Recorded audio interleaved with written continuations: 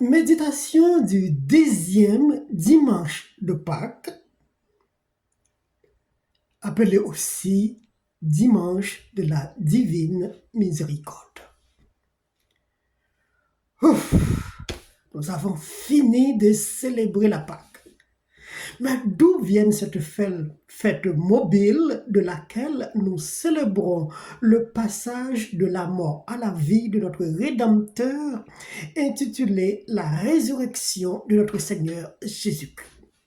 En tout cas, si la fête était belle et passionnante, ce n'était pas vraiment facile de calculer la date de cet événement qui venait de marquer une étape importante dans la chrétienté.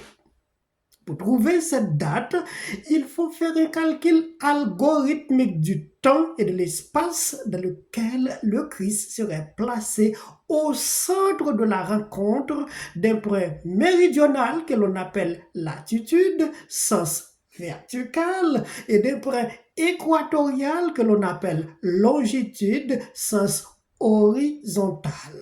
C'est-à-dire là où les méridiens et l'équateur se rencontrent pour séparer les hémisphères. Le méridien partage le pôle de l'hémisphère est-ouest et l'équateur partage le pôle de l'hémisphère nord-sud. Sur le pôle nord-sud, le point de la rencontre se calcule sur le temps, température et les saisons, tandis que sur le pôle est-ouest, le point de la rencontre se calcule sur le temps, l'horloge, la lumière, l'espace, ce que nous avons mentionné dans la méditation du jour de Pâques comme les 4 points du cosmos, le temps, l'espace, la lumière et la matière. Notre Pâques chrétienne doit d'abord se célébrer un jour après celle des Juifs, que l'on cherchait à fixer à peu près proche de la date qu'on disait que Jésus ait été immolé, 14 Nisan. C'est pourquoi l'Église commence à célébrer la fête une semaine avant et une semaine après. Donc, du dimanche Rameau au 2e dimanche de Pâques, on serait plus ou moins proche de la date idéale fixée au calendrier de la célébration du temps. Au temps de Jésus, les calendriers n'étaient pas si bien fixés, ni exacts en ce qui concerne les dates. Et en plus, c'est après la résurrection qu'on commence à fixer vraiment un calendrier à partir de la date qu'on disait que Jésus aurait pris naissance. Notre Pâques serait fixé sur la latitude et la longitude du plan de la ville de Rome, Italie, centre de la chrétienté.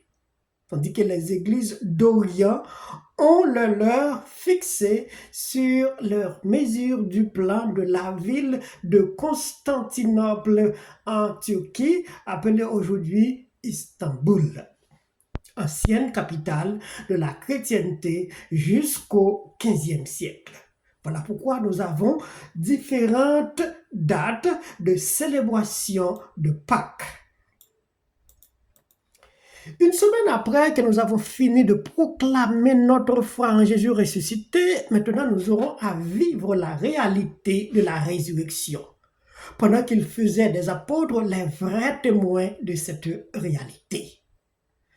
C'est chose étonnante, ce n'est pas Marie-Madeleine qui bénéficie le titre, bien qu'elle a vu le ressuscité en premier.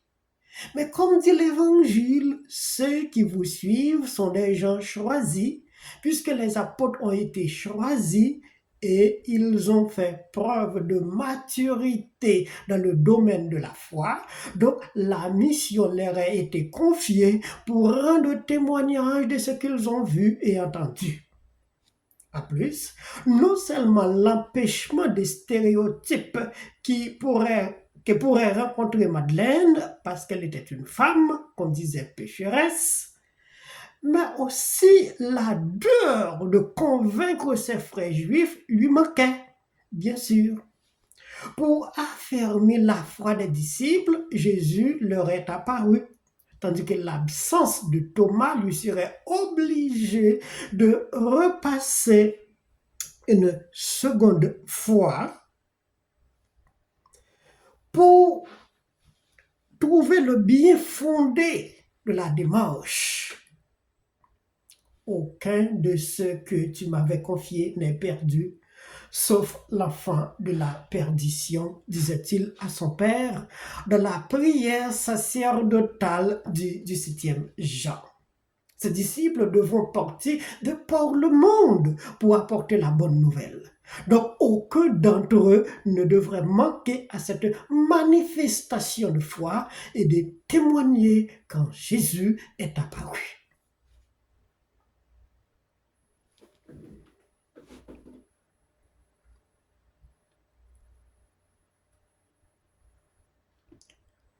Bon dimanche de la miséricorde.